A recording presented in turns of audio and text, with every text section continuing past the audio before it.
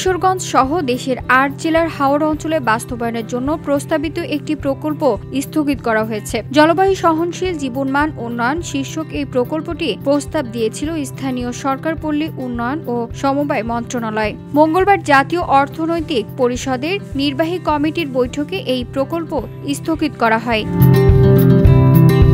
প্রকল্পটির ব্যয় ধরা হয়েছিল ১,২৬৮ কোটি ৬০ লাখ টাকা। এর মধ্যে সরকারি তহবিলের ৩০৫ কোটি, ইফাদের ঋণ ৫৫১ কোটি, ডানিডার অনুদান ১০৯ কোটি ৮০ লাখ টাকা ব্যয় করা হয়েছে।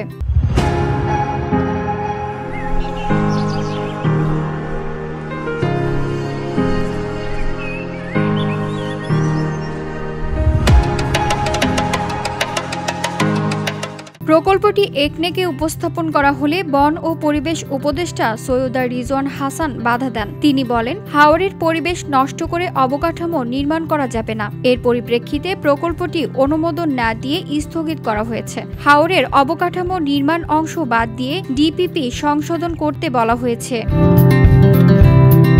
VOD Bangla news desk.